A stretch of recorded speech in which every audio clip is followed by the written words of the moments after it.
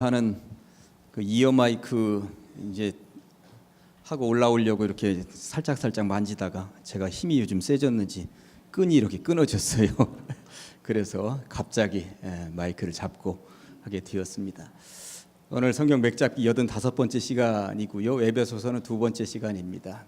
한 가지로 은혜가 되고 또 우리가 에베소서 2000년 전에 쓰여진 성경책입니다만 우리가 오늘날 읽을 때에 새로운 힘을 얻는, 꿈을 꾸는 그러한 시간이 될 줄로 믿습니다. 지난주에는 에베소서, 특별히 에베소라는 도시가 어떤 도시인지, 그리고 에베소서는 어떤 배경으로 쓰여지게 되었고 또 에베소 교회는 어떻게 세워졌는지 이런 내용을 살펴보았습니다. 오늘은 에베소서 속으로 한번 들어가 보도록 하겠습니다. 사도 바울이 13권의 편지를 썼고 13권의 편지가 이제 신약 성경으로 자리매김하고 있는 거죠. 사실 사도 바울이 쓴 편지는 더 많았다고 전해지고 있어요. 그런데 그 중에 13권이 선별이 되었고 또 나머지는 또 사라지기도 했는데 이게 이제 기독교계에서 바울 서신이라고 해서 신약 성경에 이제 자리매김하게 된 거죠. 우리가 지금 에베소서를 지난주부터 읽고 에베소 교회에 대한 이야기를 살펴보고 있습니다만 13권의 편지 가운데 12권의 편지들하고 한 가지 다른 점이 에베소서에는 있는데 그 다른 점이 뭔가 오늘 잠깐 먼저 살펴보려고 합니다. 제가 자료에도 올려놓았습니다만 에베소서는 산무 편지라고 할 수가 있어요. 3가지가 없는 편지입니다. 첫째는 특정인을 거론하는 인사나 안부가 없습니다.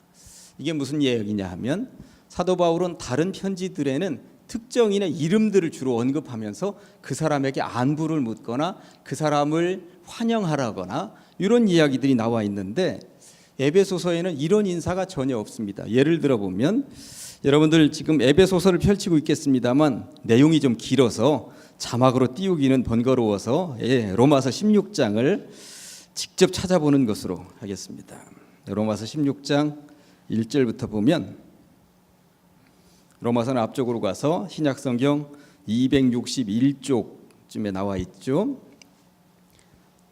로마서 16장 1절부터 보면 내가 겐그레아 교회에 일꾼으로 있는 우리 자매 베베를 너희에게 추천하노니 하면서 그 뒤에 계속 이름들이 나옵니다. 3절에 보면 너희는 그리스도 예수 안에서 나의 동역자들인 브리스가와 아굴라에게 문안하라 그들은 내 목숨을 위하여 하면서 쭉 나오는데 하여튼 이름들이 7절에도 내 친척이요 나와 함께 갇혔던 안드로니고와 유니아에게 문안하라. 그 다음에 8절에도 내 사랑하는 암볼리아에게, 9절에도 그리스도 안에서 우리의 동역자인 우르바노와 나의 사랑하는 스다구에게 하면서 사람들의 이름들을 다른 책들에 보면 언급합니다. 로마서뿐만 아닙니다. 고린도전서 16장은 자막으로 띄워줄 텐데 고린도전서 같은 경우도 16장에 보면 형제들아 스데바나의 집은 곧 아가야의 첫 열매요 또 성도 섬기기로 작정한 줄을 너희가 아는지라 내가 너희를 권하노니 이 같은 사람들과 또 함께 일하며 수고하는 모든 사람에게 순종하라. 내가 스데바나와 어쩌고 저쩌고 하면서 사람 이름이 다른 책들에게는 계속 나옵니다. 뿐만 아니라 한 군데만 더 찾아볼까요?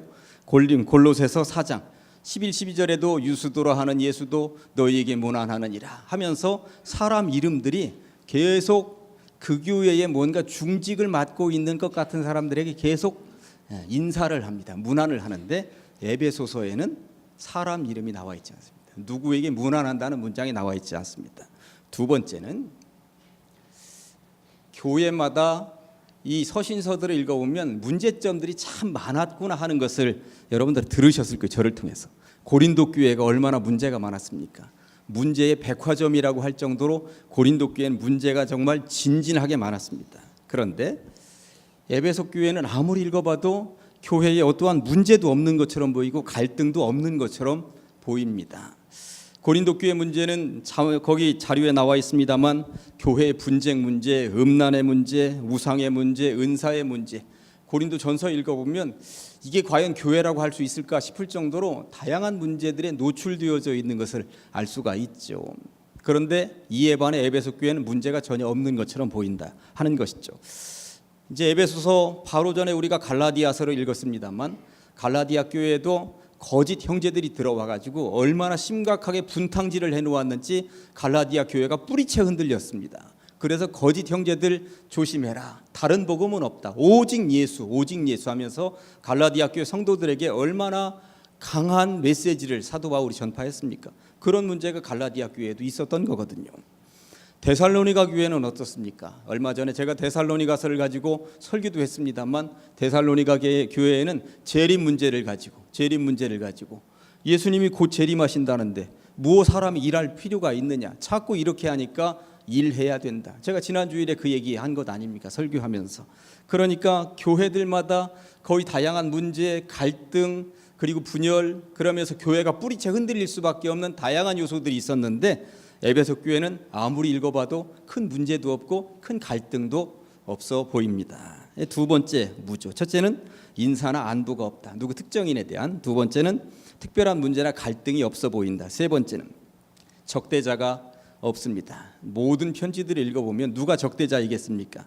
교회에 분쟁 일으키는 사람, 갈등을 일으키는 사람, 교회를 뿌리채 흔들어대는 사람들이 사도 바울의 적대자 아니겠어요? 실제적으로 바울의 적대자 이름들이 성경에 기록되어져 있기도 하고요. 어떤 때는 아주 강하게 이런 적대자들을 내쫓아라, 피해라 이런 얘기들도 있습니다.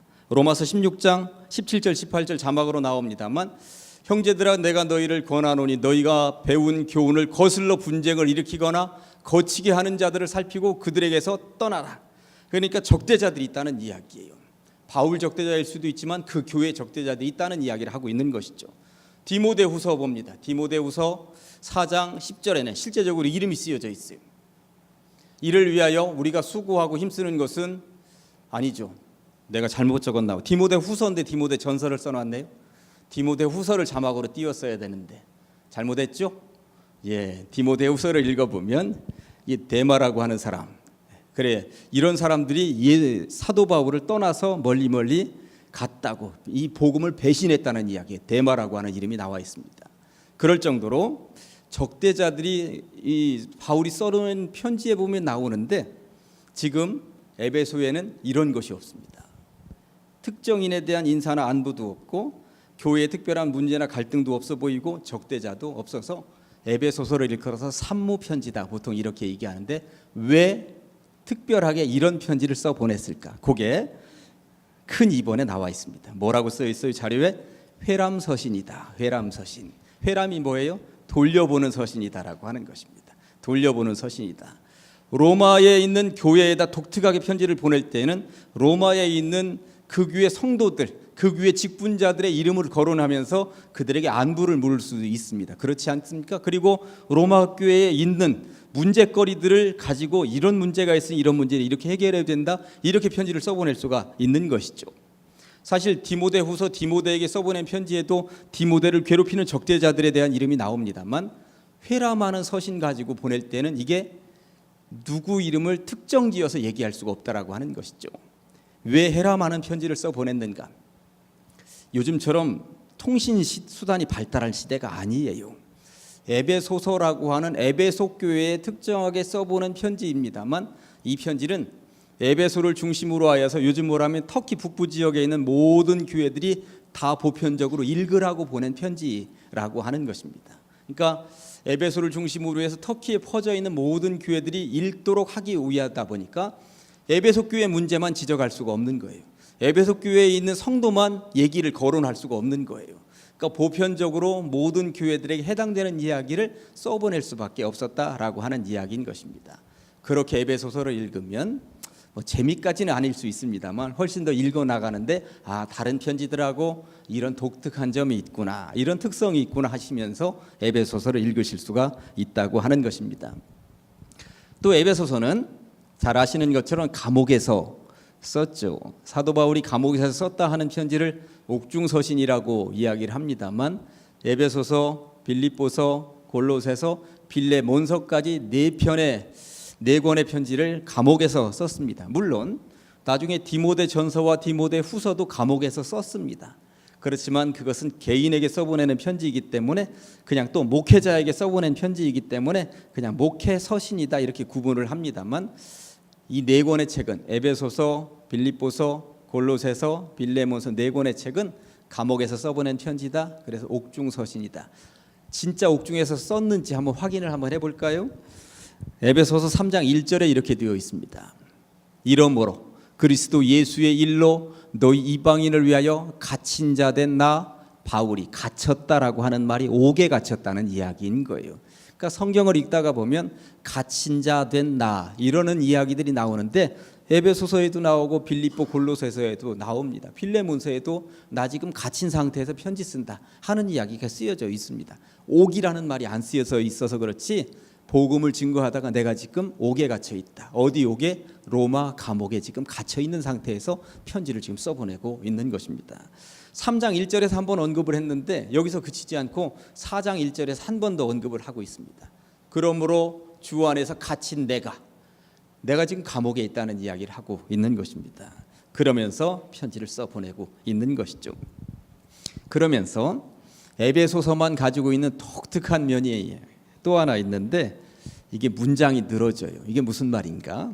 여러분들 에베소서로 다시 한 번 더 성경책 열어가 보도록 하겠습니다. 에베소서 1장 3절을 보십니다. 성경책을 직접 열어서 내용이 좀 길기 때문에 자막으로 보여드리지 않고 직접 여러분들에게 책을 읽으면서 설명을 드리도록 하겠습니다. 에베소서 1장 3절부터 14절까지가 이게 굉장히 긴 분량인데 원어적으로 보면 이게 한 문장이에요. 한 문장. 그러니까 마침표가 이 끝에 있어요. 끝에.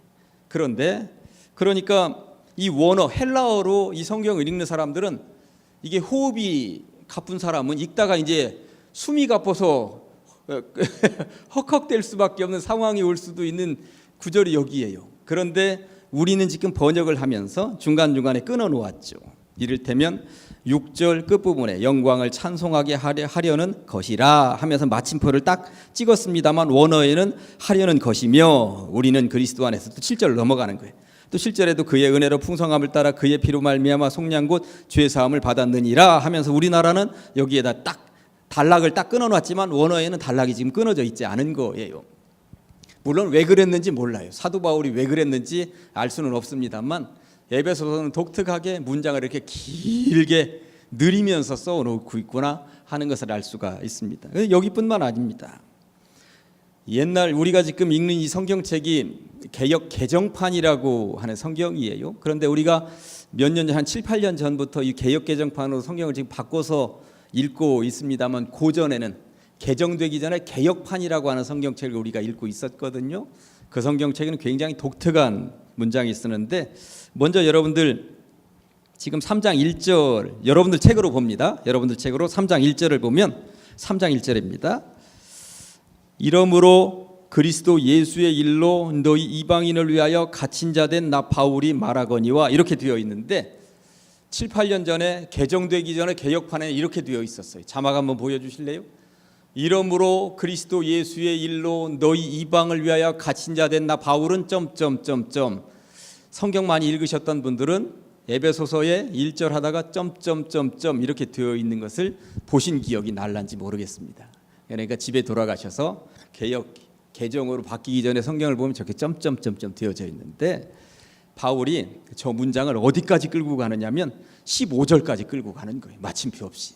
그냥 점점점점 하고 뒤에 설명이 붙어 있는 거예요. 그러니까 에베소서라고 하는 책은 바울이 문장 연습을 하기도 했는지 하여튼 길게 나열되어져 있습니다. 숨이 가쁜 사람들은 중간에 한 번씩 쉬었다가 읽기도 불편할 정도로 하여튼 긴 문장들로 에베소서는 되어져 있다라고 하는 그냥 참고해서 보시라고 독특한 면에 대해서 말씀을 드렸습니다. 근데 성경을 읽다가 보면 에베소서에 다른 성경책하고는 다르게 독특하게 등장하는 단어가 있는데 이 단어 3개만 이해를 해도 우리가 구원은 바로 이런 것이구나. 예수 믿고 변화된 삶이라고 하는 것이 이런 것이구나 하는 것을 알 수가 있는 에베소서만이 담고 있는 보배로운 단어 3개가 있습니다. 그 이야기를 해보도록 하겠습니다. 하나는 그때라고 하는 단어이고 그 다음에는 이제라고 하는 단어이고 그 다음 세 번째는 그러므로라고 하는 단어입니다.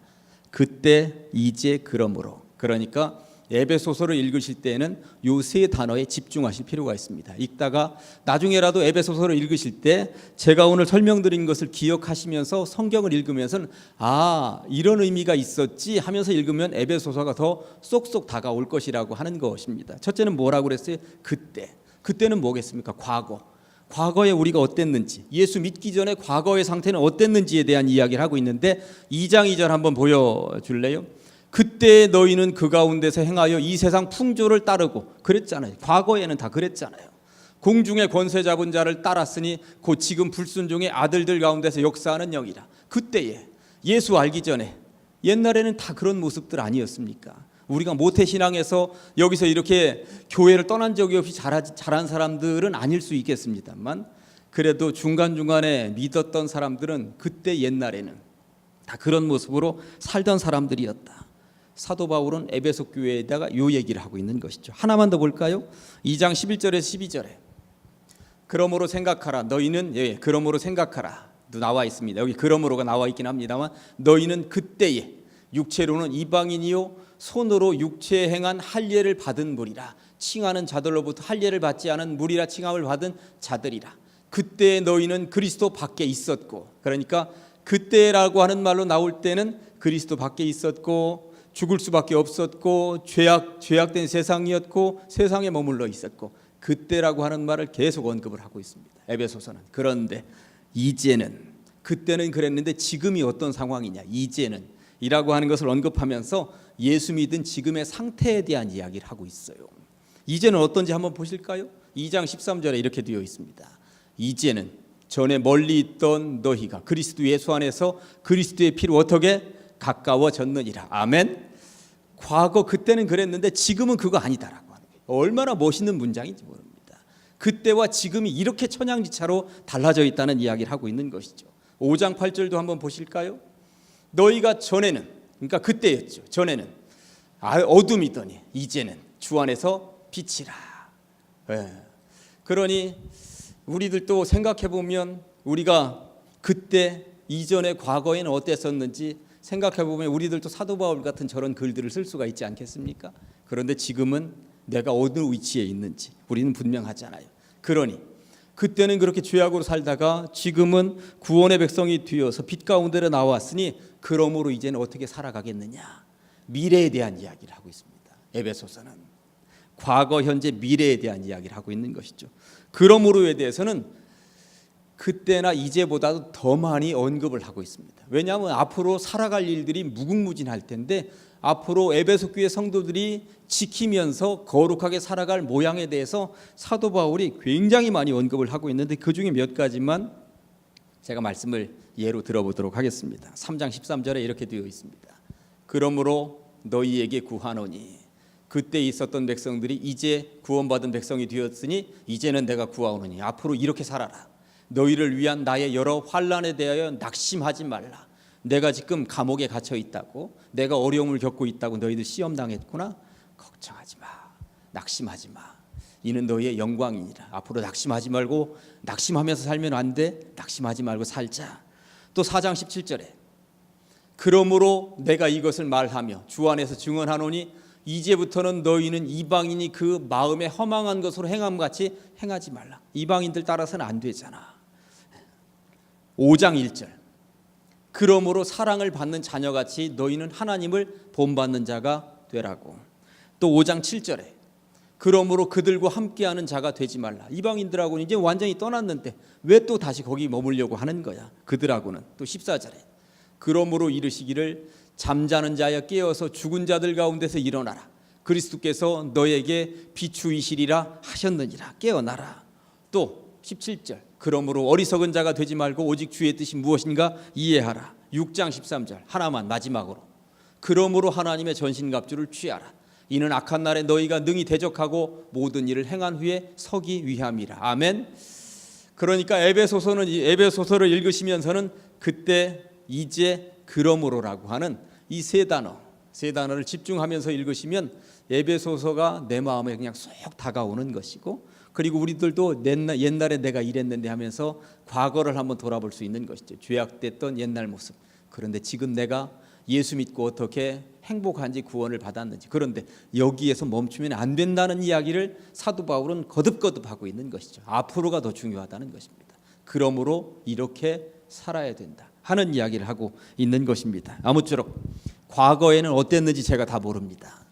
그러나 죄악에 머물러 있었고 어둠에 머물러 있었던 인생들이 있으시죠. 그러나 여러분들 예수 안에서 구원받은 백성들인 줄로 믿습니다. 그러나 여기 머물러 있으면 아무 소용없죠. 앞으로. 그러므로 이제 더 빛의 자녀들처럼 복되게 세상을 변화시키면서 살아가는 성도님들 다 되시기를 간절히 축원합니다. 그러면서 저희들이 지난번 추수감사주일을 앞두고 두일의 특별 새벽기도회 하면서 에베소서를 쭉 읽으셨어요. 에베소서를 읽으면서 주제로 내걸었었던 것이 무엇입니까? 교회의 하나됨, 그리고 가정의 행복에 대해서 이야기했습니다. 에베소서는 큰 틀에서는 이 두 가지를 언급하고 있어요. 교회의 하나됨, 그리고 가정의 행복에 대해서 언급을 하고 있습니다. 특별히 크게 분열이 되어 있거나 크게 찌그락찌그락하고 있거나 이러한 것은 아니었습니다만 어느 교회든지 완벽하게 하나된 교회가 어디 있겠습니까? 에베소를 중심으로 해서 터키 지역에 포진되어 있는 여러 교회들 볼 때 예수 안에 하나가 되는 것이 얼마나 소중한 것인지 사도 바울은 얘기하고 싶었죠. 그래서 교회가 하나가 되어야 된다. 지금 큰 문제가 고린도 교회나 갈라디아 교회나 이런 교회들처럼 크게 있는 것은 아니지만 주님 안에 하나가 되자 하는 이야기를 하고 있습니다. 4장 3절에서 6절까지 보시면 하나라고 하는 단어가 얼마나 자주 등장을 하고 있는지 한번 보시기 바랍니다. 평안에 매는 줄로 성령이 하나 되게 하신 것을 힘써 지키라.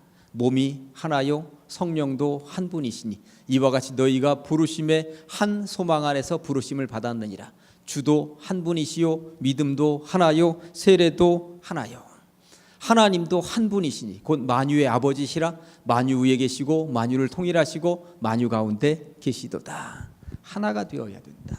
교회 성도들이 한 마음이 되어야 된다. 하나님도 한 분이시고 성령도 하나인데 몸뚱아리도 하나인 거 알면서 찌그락찌그락 갈라져 있어서는 안 된다는 것을 강조하고 있는 것입니다. 이제까지도 하나가 되어서 제대로 잘 걸어왔지만 앞으로 더욱더 하나가 되어야 된다. 그런데 터키 지역에 있는 교회들에게 회람하라고 편지를 써 보내면서 사도 바울은 왜 하나에 대한 것을 강조하고 있을까요? 왜 그러냐면 사실 이 교회 안에 유대인들과 이방인들이 한데 섞여서 지금 예배를 드리고 있었거든요. 유대인들은 기득권을 주장하고 있고 이방인들은 나중에 들어왔는데 그 비지끝 들어왔는데 자기자들이 사실 없으니 이방인들이 소외된다고 이야기를 하고 있는 상황 아닙니까? 그러다 보니 하나가 되지 못하고 있다는 이야기들이 사실 들려오긴 했어요. 실제적으로 사도행전 6장에 보니까 초대교회 처음 집사직분자들을 세울 때 무슨 문제 때문에 그랬습니까?